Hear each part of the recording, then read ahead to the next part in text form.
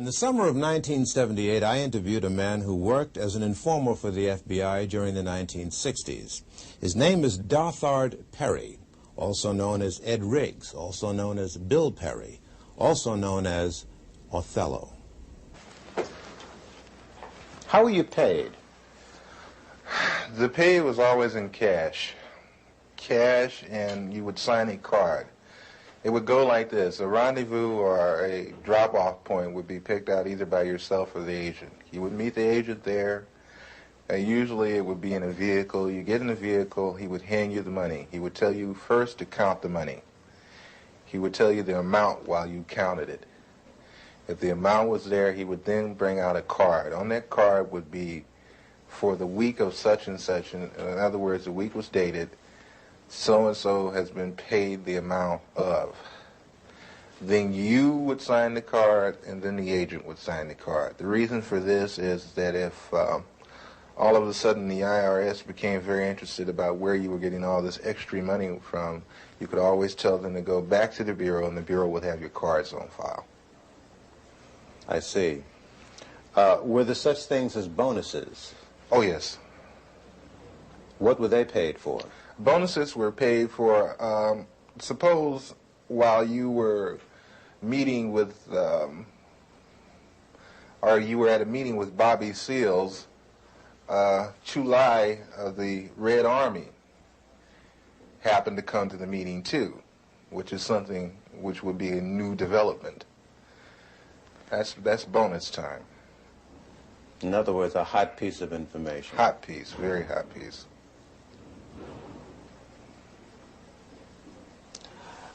Did you ever suffer pangs of conscience? Quite a few times. Quite a few times. I still suffer pains of conscience. I suffer from the fact that a lot of people trusted me, and I misused that trust. I suffer from the fact that a lot of information that I gave out was the undoing of certain groups or certain people. I suffer from the fact that I'm on the run constantly. I have no real life to speak of. You have no family life, really? You have a wife? No, I don't have a wife. I do have a child. I can't see her that often. I have to stay away from them because once I come around, the Bureau shows up and harassment starts. I have very few close personal friends, no one to really confide in. It's like being on the outside of a glass jar and everything is happening inside the jar, but you're on the outside. You can see it happening, but you can't participate. Why have you decided to talk to me? For the simple reason, I think this information should be getting out, should be put out to the public. I think not only black people, but everyone should become aware of what your so-called law enforcement agencies do to so-called enforce the law. Because between you, myself, and the audience, I've seen more felons in law enforcement than I have in prison. Many would say, well, look, you yourself just got through saying that the BLA was involved in criminal activity. What's wrong with wanting to put them in prison? How would you answer them? I would answer them in this way. First off, we have to understand why they did what they did. But I'm not even going to go off into that psychological hoo-ha. What I'm going to say is when you become just as bad as the people that you go after, then there's nothing gained and a whole lot lost. You also were active in the infiltration of many cultural groups. Before we go into that step by step, how much research and study did the FBI engage in of black culture in the late 60s? A great amount. Give me an idea. From the thing is, I can. They have a file on every type of magazine that blacks read. They have a file on the music. Music, dance, theater, actors, comedians, you name it, man. And they would actually study these different... Yes. Oh, yes, definitely. What would they do with music? To understand the people, you have to understand the culture. To infiltrate, you have to understand. You had a lot of so-called white liberals that were infiltrating the so-called black groups using the information that they had gathered from the studies of blacks. You mean just to understand the behavior pattern of our people? Oh, yeah, I can, Will Heaton could name out some jams of Miles Davis that I hadn't even heard of. He could name off some books that I hadn't even read pertaining to black culture. Do you ever see agents actually studying the music of... Yes. I've seen them going over even video portion of cultural events. The understanding, like when, you have an organization like Leroy Jones' Black House. You remember that? Okay, Leroy Jones's place, which was done on the thing of tribalism. That's where I first heard the word Kintu, Mantu, Huntu, Hintu. These words of the African continuum. I learned that from an agent. He ran it down to me.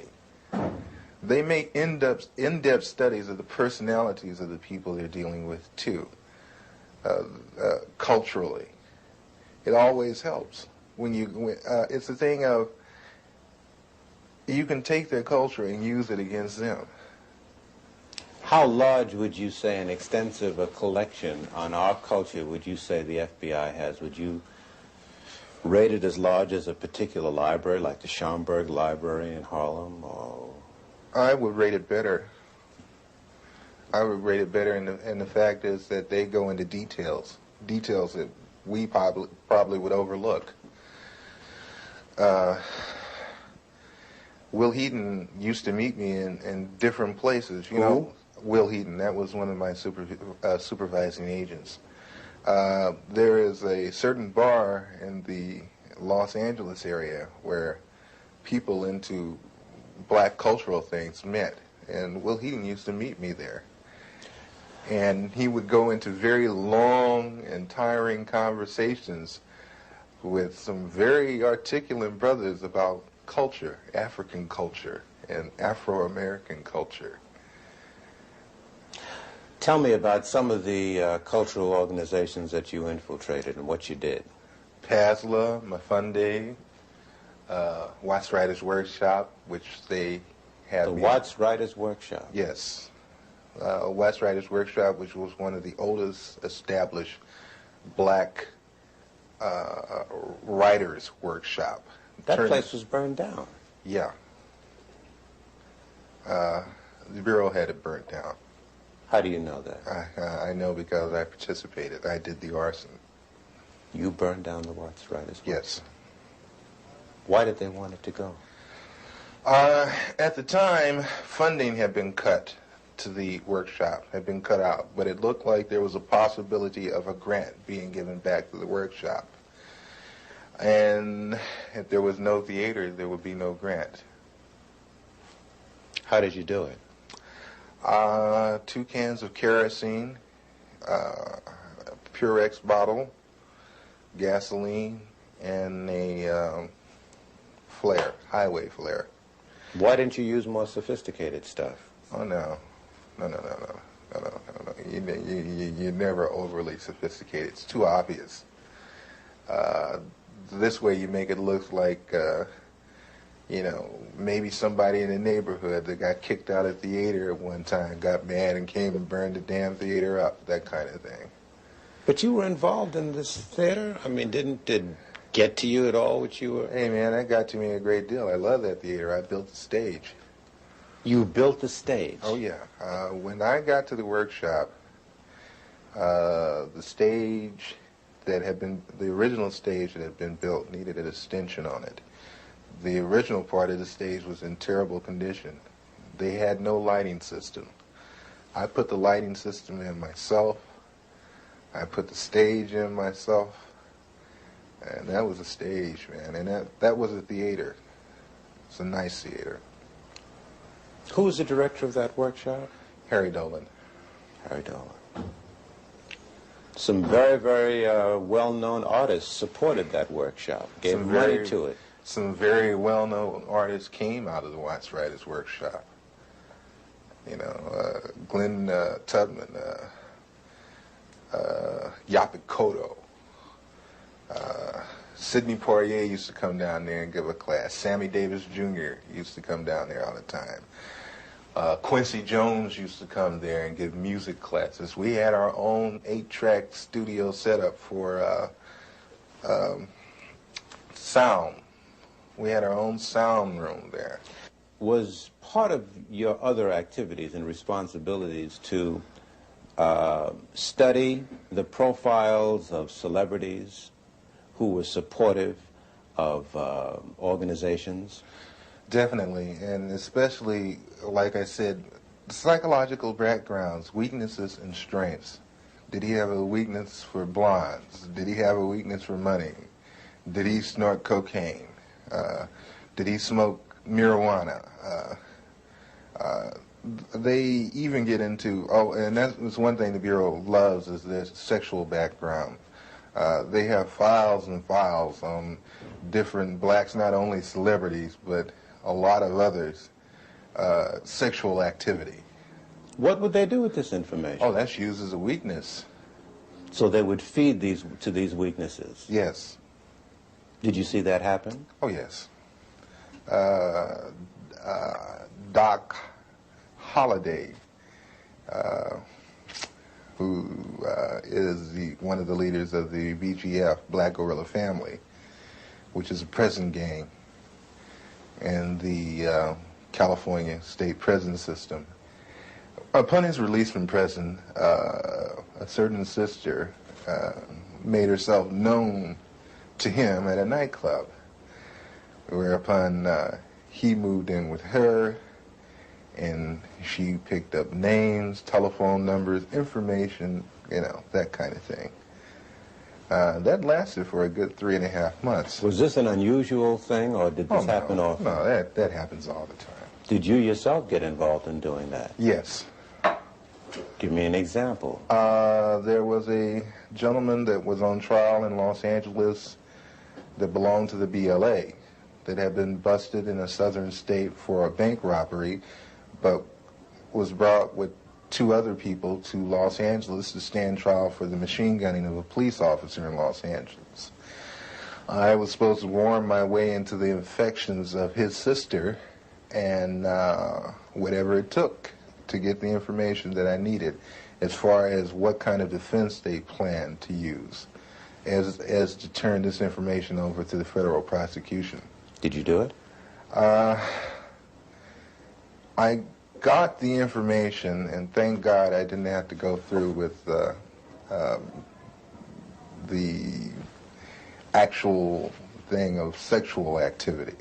What do you mean, thank God? The sister was rather unappealing. How did you justify to the organizations in which you had infiltrated yourself that you were living on an $800 a week stipend or on an $800 a week standard of living when most of them were living hand to mouth?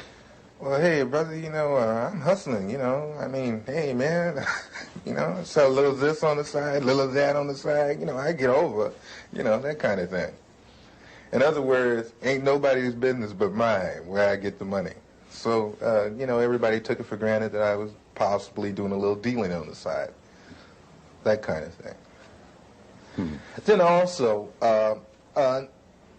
everybody liked me for the simple reason that I would do things that I didn't have to do. I would go out of my way. You know, like Mafunde would have a pageant and they needed someone to do the sound setup for him, and I'd say, of course, I'll do it for you. You know, that kind of thing. I was very well liked at one time in the community. Would you say to American citizens that this situation of surveillance and infiltration continues to this day? Oh, yes. On the dimension that you experienced? Probably much larger by now. Larger? Oh, yeah. Let me put it to you like this. Each year, everything gradually escalated up more and more. So I figured when I left, it didn't stop escalating. As they say, one monkey does not stop anybody's show. You mentioned Sammy Davis Jr., who at one time, it was reported, gave money to the Black Panther Party, I believe. Were you ever assigned to look into that? Yes, I was told to try to get as close to Mr. Davis or to anyone in his office as I could. I used to go up and have real chit-chat, chummy conversation with his personal secretary, Ann, at the 9000 building on Sunset. And I used to bring a Portapac video camera, and I used to go around and I would videotape the whole office. You mean celebrities would be coming into his office and you'd film them freely? Oh, yeah. Didn't they question that? I'm from the Ross Writers Workshop. Yeah, right on, brother, you know, that kind of thing. No questions asked. Same thing with the NAACP Image Awards. You know, they were very interested in people like Sammy Davis Jr. There was another black in Los Angeles that they were very interested in because, not Los Angeles, but in Sacramento, Nathaniel Colley, who's attorney for the NAACP. And I know Nat. And they wanted information on him, just for the simple reason that he's an attorney for the NAACP, which makes no sense to me, but must make a lot of sense to them because they use the information. You've been called upon to testify in Washington. Before who? Before the Senate Committee. I was called first to testify before the Church Committee, and I did go to Washington, D.C. I did testify to those people, and I want to say right now that the committee was full of smack. They got loads and loads of information and didn't even use it, didn't release it. I had tapes that I offered to them in evidence against the Federal Bureau of Investigation with conversations of me and my supervising officers where he's telling me to obtain certain articles for him by stealing. Don't get fingerprints on it. We can really use that. Did you take the weapons over to such and such? The Churches Committee told me that they couldn't use the tapes because the tapes were gotten by illegal means. What would you say about the composition of the committee panel that questioned you? I can say that's for the birds too, because the same people that I was talking about were the same people on the panel with the Churches Committee. What do you mean? When I came in the room to be interviewed by the so-called people from the Churches Committee, the representatives from the Federal Bureau of Investigations were also in the room. FBI agents were a member of the Church Committee panel? They were there with the investigators for the Churches Committee asking questions just like the Churches Committee. And see, this is another thing that I find fault with, and this is another reason why I am not going to Washington, D.C., is that, again, I have been asked to come again for the second time. I'm not going again. For the simple reason that when I went up there with the idea that there were agencies investigating the Federal Bureau of Investigation, not the Federal Bureau of Investigation investigating itself. You're on the lam, almost. Do you have a sense that you're going to be arrested and go to prison? Oh yeah, eventually. Eventually, when things come to a head, it has to. It has to be that way. No other way around it. What would you say to citizens who sit and listen to what you've said and have a sense of frustration and helplessness? There are some agents, the old line agents, that disagree with the tactics that were used during the so-called COINTEL period. But one thing I don't want us to jump off of is that people always talk about, they're talking about COINTEL now so heavily. I'm not talking about COINTEL. I'm talking about a thing called BD, which was better known as Black Desk.